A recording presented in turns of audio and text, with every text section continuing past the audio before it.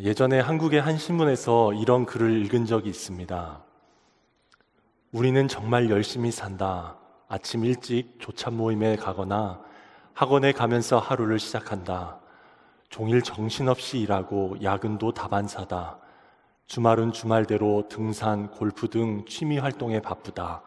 놀러 가는 것도 무슨 전투를 치르듯이 한다. 스마트폰 덕분에 예전보다 더 바쁘게 산다. 머리가 쉴 새가 없다. 쉴 새 없이 울리는 카톡 메시지에 답을 해야 인간관계가 유지된다. 인기 있는 프로그램도 빠지지 않고 봐줘야 한다. 이제 우리에게 멍하니 있는 자투리 시간은 허용되지 않는다. 열심히 사는 한국인들의 일상을 보여주는 듯한 내용입니다. 저자가 말하려는 바는 이것이었습니다. 우리는 한마디로 열심히 사는 사람들이다. 이것이 오늘날의 한국을 만든 원동력이라는 것도 부정할 수 없다. 한국 사람 치고 열심히 살지 않는 사람이 없습니다. 맞습니다. 한국인의 열심이 오늘날의 한국을 있게 한 것 사실입니다. 이런 한국인들 가운데 가장 열심인 종교인들은 누구일까를 생각해 보았습니다. 지난 주 중에 자료를 찾아보았습니다. 한국 갤럽의 이 웹사이트에 들어가서 거기 검색어에 종교를 넣어봤습니다. 가장 최근 자료는 2021년도에 발표된 한국인의 종교 1984년부터 2021년의 보고서였습니다. 그 보고서를 통해서 2021년 기준 한국 내 주요 종교인들의 열심 정도를 다음과 같이 파악할 수 있었습니다.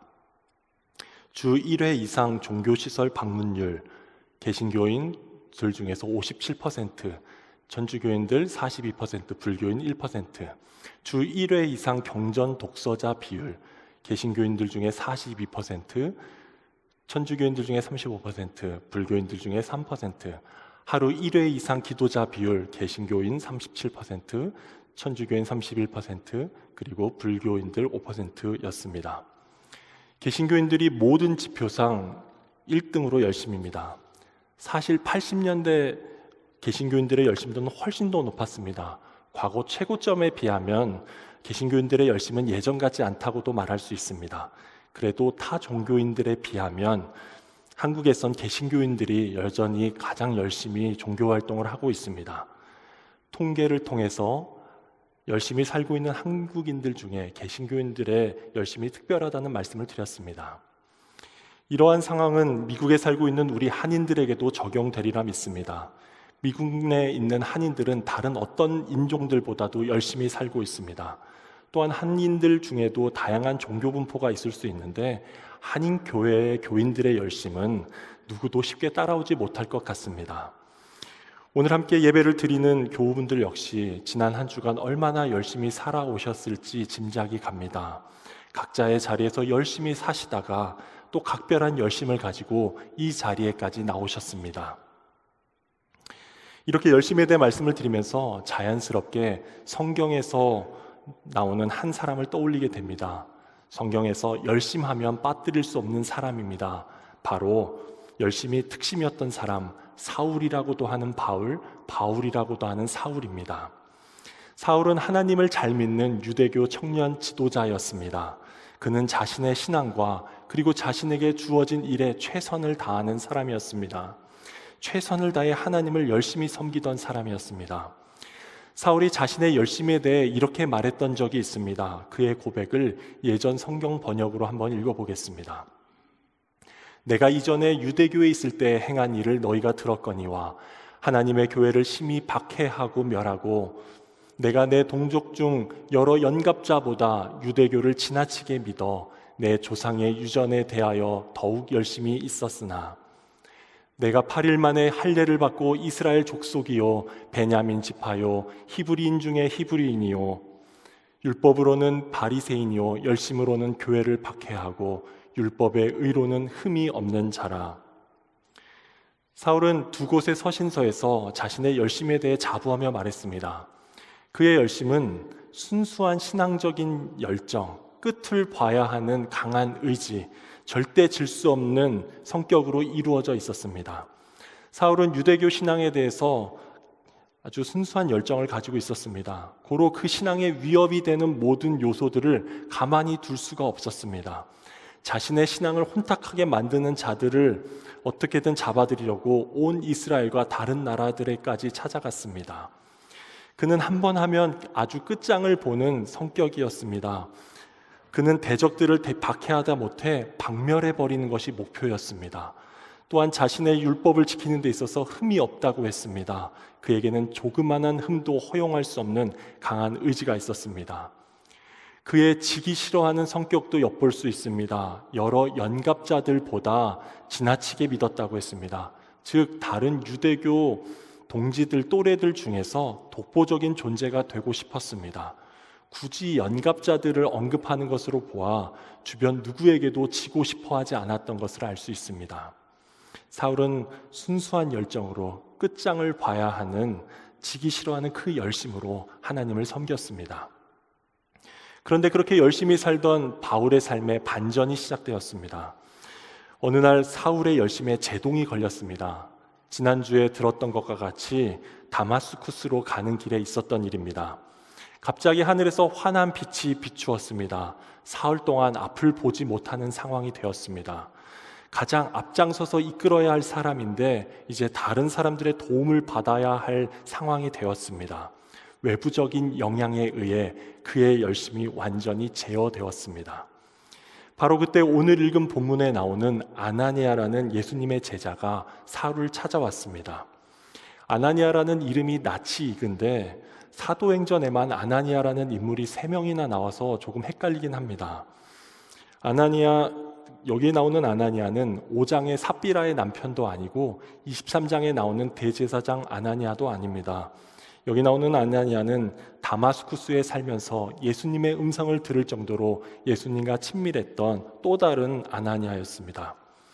아나니아는 주님께서 사울을 찾아가라고 하셨을 때 처음엔 이의를 제기하며 주저했습니다. 그러나 곧 순종하고 나아갔습니다. 아나니아는 사울을 보자마자 그에게 손을 얹었습니다. 안수기도를 해준 것으로 보입니다. 아나니아는 자신을 포함한 그리스도인들을 핍박하려고 했던 그 사울을 위해 기도했습니다. 마치 자기를 죽이려고 했던 사람들을 위해 기도했던 스데반처럼, 또 원수와 같았던 사마리아인들을 위해 기도했던 베드로와 요한처럼 아나니아 역시 자신을 핍박하는 이를 위해 기도하였습니다. 이제 아나니아가 사울에게 손을 얹고 했던 말을 주목해 봅니다. 오늘의 핵심 구절입니다. 아나니아의 말에 담긴 내용이 의미심장합니다. 열심히 살고 있던 사울에게 주님께서 해주고 싶었던 말을 아나니아가 대신 전하고 있습니다. 아나니아는 자신이 오게 된 이유를 2가지로 밝혔습니다. 마치 주님께서 사울에게 사울아, 내 열심에는 2가지 문제가 있구나 말씀하시는 것 같습니다. 아나니아가 했던 말은 이것입니다. 형제 사울이여, 그대가 오는 도중에 그대에게 나타나신 주 예수께서 나를 보내셨소. 그것은 그대가 시력을 회복하고 성령으로 충만하게 되도록 하시려는 것이요. 먼저 아나니아는 누가 자신을 보냈는지를 밝혔습니다. 사울에게 직접 나타나셨던 주 예수님입니다. 이어서 주님께서 그를 왜 보내셨는지도 밝혔습니다. 2가지 이유 때문이었습니다. 첫째는 사울의 시력을 회복하기 위해서였고, 또 하나는 성령 충만을 받게 하시기 위해서였습니다. 아나니아가 밝힌 이 2가지 이유를 통해 사울의 열심에 2가지 문제가 있었음을 분명하게 알 수 있습니다. 아나니아는 사울이 다시 볼 수 있게 하려고 왔다라고 했습니다. 1차적으로는 앞을 못 보게 된 사울의 육신의 눈의 시력 회복을 위해서였습니다. 동시에 그의 영적인 시력 회복을 위해서라고도 말할 수 있습니다. 다마스쿠스에서의 도상에서 있었던 일을 돌아봅니다. 하늘에서 사울에게 밝은 빛이 비추어졌을 때 사울은 눈이 보지 못하게 되었습니다. 보지 못하는 상태의 그 어둠은 사흘이나 지속되었습니다. 다마스쿠스의 그 당시 상황을 저자 누가는 이렇게 말합니다. 사울은 눈을 떴으나 아무것도 볼 수가 없었다. 사울이 정말 시력을 상실한 것처럼 볼 수 없게 되었습니다. 그러나 그가 겪었던 보지 못함은 단순히 물리적인 현상만을 말하는 것 같지 않습니다. 육신의 눈은 뜨고 있었지만 아무것도 볼 수 없는 상태였다고 했습니다. 마치 그의 내면을 상징하는 영적인 시각 장애가 겉으로 드러난 것처럼 묘사되어 있습니다. 이후 사흘이 지나서야 눈을 덮고 있던 비늘 같은 것이 벗겨졌습니다. 그냥 눈을 뜨게 된 것이 아니었습니다. 마치 껍질이 벗겨지듯이 그의 눈을 가리고 있던 무언가가 제거되었습니다. 이전에 그가 보았던 것은 비늘과 같은 것이었다라고 말하고 싶은 것 같습니다. 이제 비늘 같은 것이 벗겨지고 나서야 정말 보아야 할 것을 보게 되었습니다. 눈앞에 가리고 있던 것이 거치고 나서 사울은 제대로 보는 사람이 되었습니다. 이 모든 과정 가운데서 어둠과 빛, 보지 못함과 봄, 영적 무지와 영적 깨달음, 이 주제가 대비되고 있습니다. 사울이 겪은 어두움, 보지 못함, 잘 보지 못한 것들, 그가 영적으로 무지한 상태였음을 상징합니다. 사울에게 비춰진 빛, 볼 수 있게 된 것, 제대로 보게 된 것, 그것은 영적 깨달음으로 바뀌었음을 의미합니다. 그렇게 사울의 눈이 열렸습니다. 육안과 영안 모두 열렸습니다. 사울은 그동안 그릇된 자기 도치적 열심의 비늘에 쌓여 있다가 벗어났습니다. 하나님의 일이라는 대의 명분과 내가 그 일을 하고 있다라는 자기 확신 속에 살고 있다가 건짐을 받았습니다. 생명 없이 굳어버린 유대교의 틀에 갇혀 있다가 그 죽은 종교의 틀을 깨뜨리고 나왔습니다. 하나님에 대한 좁은 식견만 가지고 있다가 실제 하나님 크기만큼의 인식의 지평이 확장되었습니다. 진리에 대한 무지 속에 매몰되어 있다가 진리에 대한 계시의 빛을 비춤을 받았습니다. 사울의 눈먼 열심, 맹목적인 열심이 고침을 받았습니다. 이어 아나니아는 그가 보냄받은 다른 이유가 사울을 성령으로 충만케 하기 위함이라고 밝혔습니다. 바꿔 말하면 사울은 그동안 성령 충만하지 않았다는 말입니다. 지금까지 사도행전 9장까지를 이렇게 읽어오면서 확인한 사실이 하나 있습니다. 사도행전의 주요 인물들은 모두 다 성령의 충만을 경험했다는 것입니다. 참된 하나님의 사람들은 모두 성령 충만한 상태 가운데 있었습니다. 예수님이 승천하신 이후에 오순절까지 기도에 힘썼던 120명의 제자들은 모두 성령으로 충만하게 되었습니다. 성령의 지시를 받아서 각각 방언으로 말하기 시작하였습니다. 베드로는 의회 앞에서 수많은 이스라엘 지도자들을 세워놓고 전혀 위축되지 않은 채 성령이 충만하여 그들에게 말하였습니다. 베드로만이 아니라 요한과 그의 동료들은 모두 성령 충만하여 기도하고 하나님의 말씀을 담대히 말하였습니다. 스데반은 죽기 직전까지 성령이 충만하였습니다. 성령이 충만하여서 하나님과 예수님께서 서 계신 것을 보았다고 했습니다. 이렇게 오순절 이후에 많은 사람들이 성령 충만을 경험하였습니다. 그러나 사울의 경우 자기 나름은 하나님을 위해 열심히 한다고 했지만 성령 충만과는 먼 상태였습니다. 그런 사울에게 아나니아가 와서 그에게 손을 얹어 주었습니다. 앞장 8장에서 베드로와 요한이 했던 것과 같은 이유였을 것입니다. 베드로와 요한이 그들에게 손을 얹으니 그들이 성령을 받았다. 사도행전에서는 성령 충만한 사람들이 다른 이들에게 손을 얹을 때, 즉 안수했을 때 성령께서 임하곤 하셨습니다. 아나니아의 이 안수 이후에 곧장 사울에게 어떤 구체적인 변화가 있었는지는 기록되어 있지 않습니다. 다만 이후에도 이제 이후의 내용을 살펴볼 때 사울에게 다른 인물들에게 봤던 일들이 시작되었습니다. 바울이라고도 하는 사울이 성령으로 충만하여 말하였다. 뿐만 아니라 사울의 나중 행적들을 살펴보니 그 역시 성령으로 충만한 상태가 되었음을 확인할 수 있습니다. 그리고 바울이 그들에게 손을 얹으니 성령이 그들에게 내리셨다. 그래서 그들은 방언으로 말하고 예언을 했는데 모두 12사람쯤 되었다. 사울도 다른 사람들에게 손을 얹었을 때 성령께서 동일하게 역사하셨습니다. 사울도 성령의 사람이 되었습니다. 이제 사울이 이렇게 변화된 후에 어떻게 했냐면 놀랍게도 다시 원래 하던 대로 열심히 살았습니다. 그가 성령의 충만을 받은 후 첫 번째로 했던 일이 있습니다. 바로 곧장 다마스쿠스의 회당들에게 가서 자신이 새롭게 깨닫게 된 사실을 선포한 일이었습니다. 그런 다음에 그는 곧 여러 회당에서 예수가 하나님의 아들이심을 선포하였다. 언뜻 보면 원래대로 그냥 하던 대로 똑같은 방식대로 계속 열심히 사는 것처럼 보였습니다. 그러나 그의 삶은 놀랍게 변화된 후였습니다. 그의 열심은 과거와 같은 열심이 아니었습니다.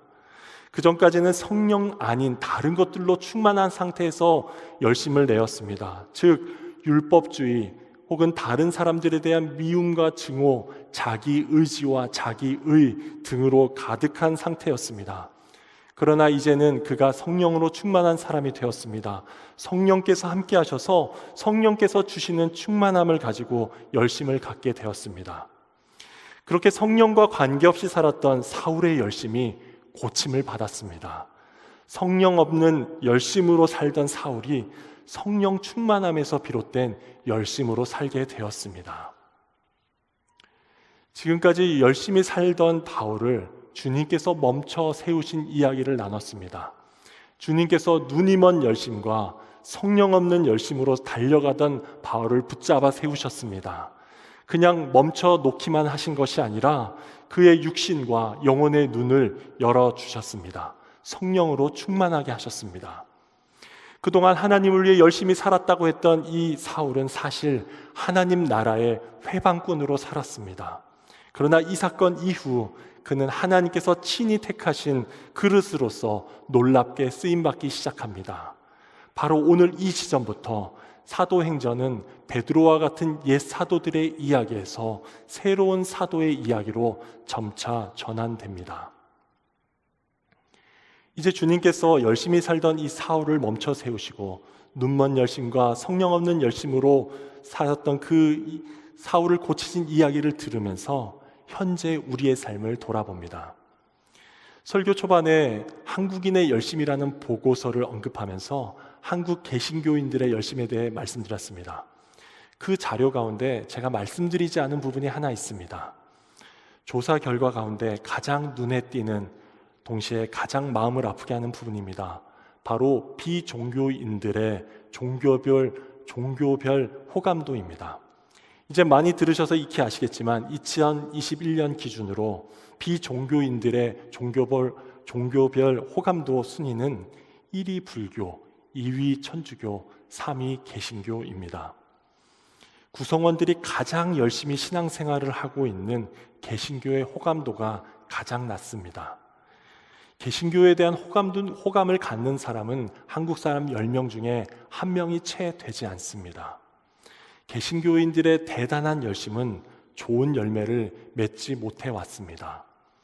주님께서 이 보고서를 보시면서 한국 개신교인들의 열심을 잠시 멈춰 세우고 싶으실 것 같습니다.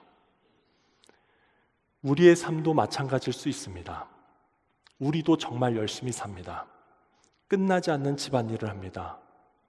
사업과 직장을 위해 우리의 삶을 갈아넣기도 합니다. 자녀들을 위해 열심히 수고하고 이제는 손주들을 뒷바라지하기도 합니다. 애정을 담아 텃밭을 바꾸기도 하고 운동과 여가 활동에 힘을 냅니다. 또 여기저기 투자를 하기도 합니다. 어느 것 하나 대충 하는 일 없이 열심히 합니다. 그리고 게다가 교회 일도 합니다. 힘든 몸을 이끌고 찬양을 하고 봉사를 합니다. 전도도 하려고 하고 선교에 힘쓰기도 합니다. 모든 면에서 근면성실하게 남들보다 더 노력하면서 수고하며 삽니다. 이 예배가 끝나고 나면 돌아가서 지금 이 시간처럼 이렇게 가만히 앉아있는 시간은 많지 않을 것입니다. 또 열심히 무언가를 할 것입니다. 그런데 우리의 이 열심에 대해서 주님께서는 무엇이라고 말씀하실지 귀 기울여 볼 필요가 있습니다. 한 분을 소개하고 싶습니다. 자신의 열심에 대해 주님께서 말씀하신 바를 귀 기울여 들었던 사람입니다. 독특한 이력을 가지신 분인데 한국의 손기철 교수님이란 분입니다. 이분의 이야기를 짧게 나누겠습니다. 이분은 1980년대 말 조지아주로 유학을 왔습니다. 1990년 학위를 마치고 한국에 돌아가 모교의 교수로 부임을 했습니다.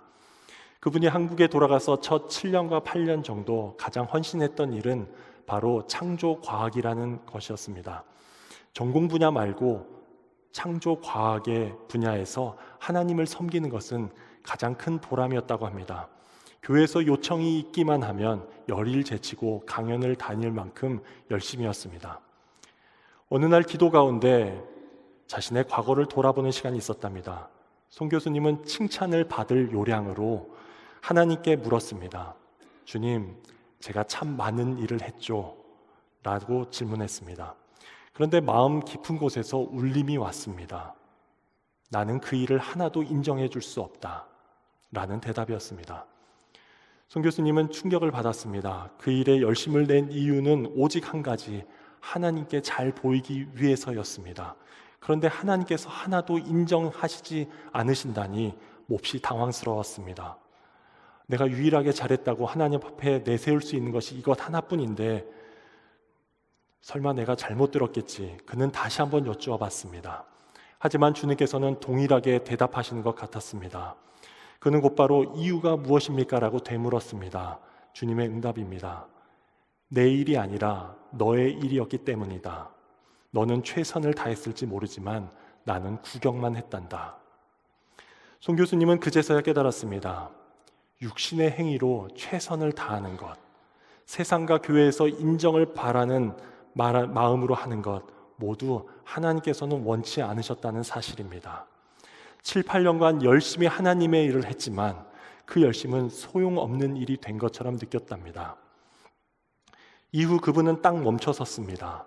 1년간 안식년을 가졌습니다. 인생의 하프타임을 가졌습니다.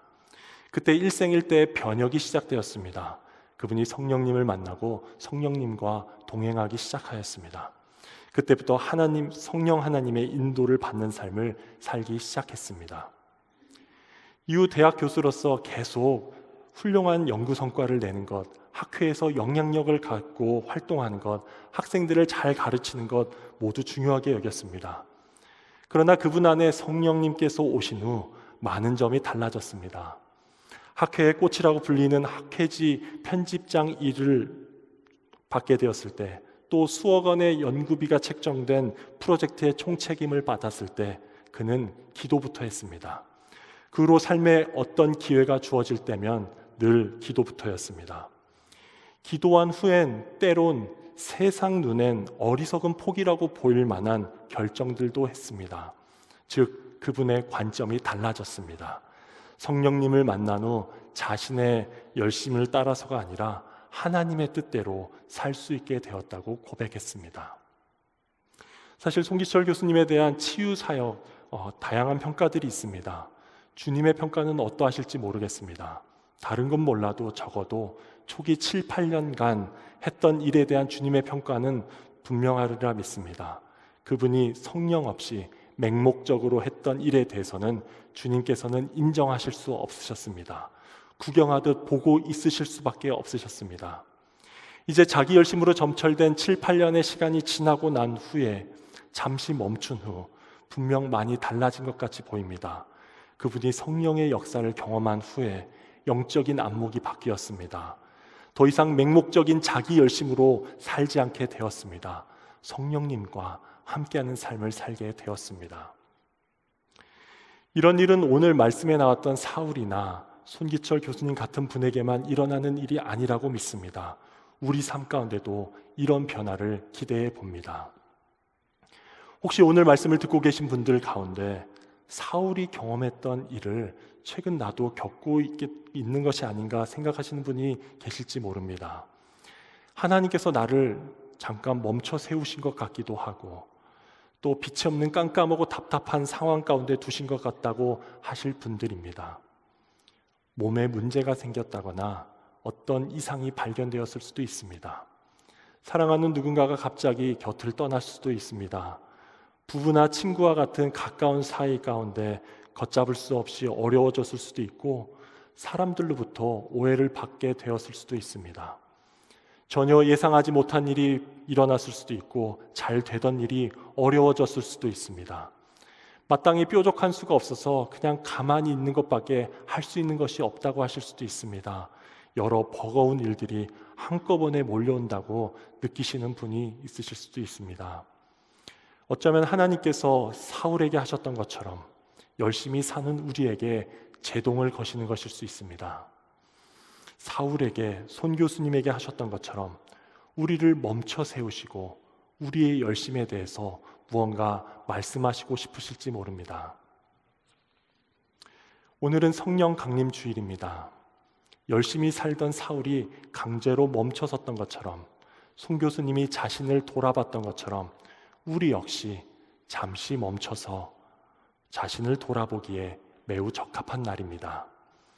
내 마음의 눈이 무엇을 바라보고 있는지, 나도 육신의 눈만 뜨고 있는지 영적 시력을 점검하기에 좋은 날입니다.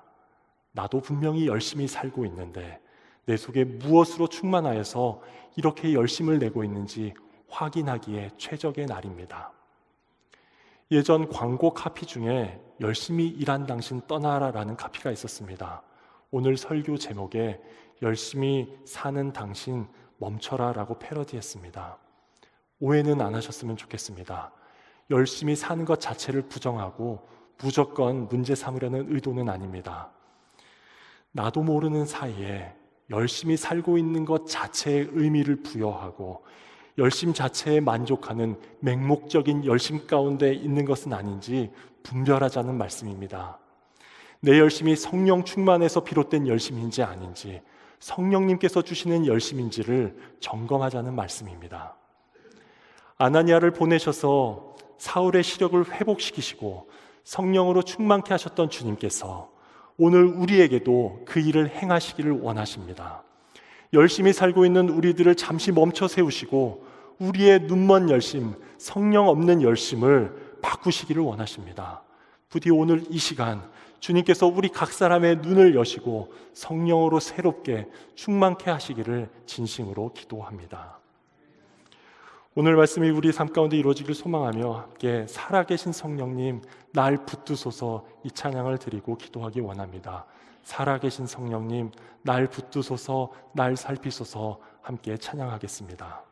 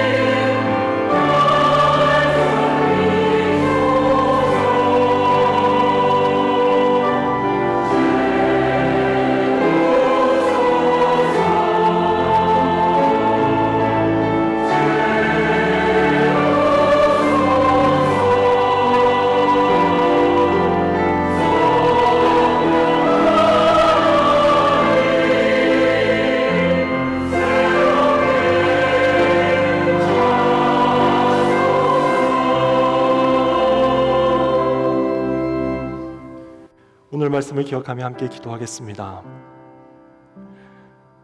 한 주간 열심히 살다가 주님 앞에 나왔는데 열심히 살았다는 것밖에는 내세울 것이 없는데 주님께서 이런 우리의 열심에 대해 돌아보게 하십니다. 우리도 사울처럼 순수한 열정으로 강한 의지로 지기 싫어 열심히 살아왔는데 그 열심을 점검하게 하십니다. 열심히 살고 있다는 자부심과 자기 만족, 자기 확신과 자기 의로 가득한 열심을 다루고 싶어 하십니다. 이 시간 우리 자신에게 물어보길 원합니다. 내 열심은 어디에서 비롯된 것인가? 내가 열심히 살긴 하는데 내 열심의 동기, 내 열심의 원동력은 무엇인가? 나도 눈이 먼 것처럼 깜깜한 상태에서 봐야 할 것은 보지 못한 채 영적 무지함 가운데 살고 있진 않은가? 성찰 없는 열심을 갖고 살면서 진정 열심을 내야 할 일이 무엇인지 분별하지 못하고 살고 있진 않은가? 내 열심의 결과는 무엇인가? 한국 개신교인들처럼 가장 열심이긴 하나 좋은 열매가 없는 상태이진 않은가? 혹시 이 질문들에 대해 답하기 어렵다면 이 시간 주님께 기도해야겠습니다.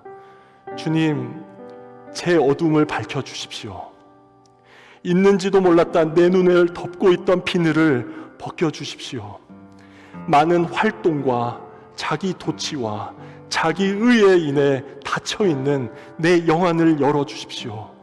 맹목적인 눈먼 열심을 고쳐주십시오. 무엇보다 성령 하나님께 간구합니다. 성령님, 나를 홀로 그냥 두지 마십시오. 나를 살피시고 붙드시고 채우시고 새롭게 하옵소서. 성령으로 충만케 하옵소서. 내 열심으로 사는데 지쳤습니다. 내 열심 말고 성령께서 주시는 능력으로 살게 하옵소서. 이 시간 함께 기도하겠습니다.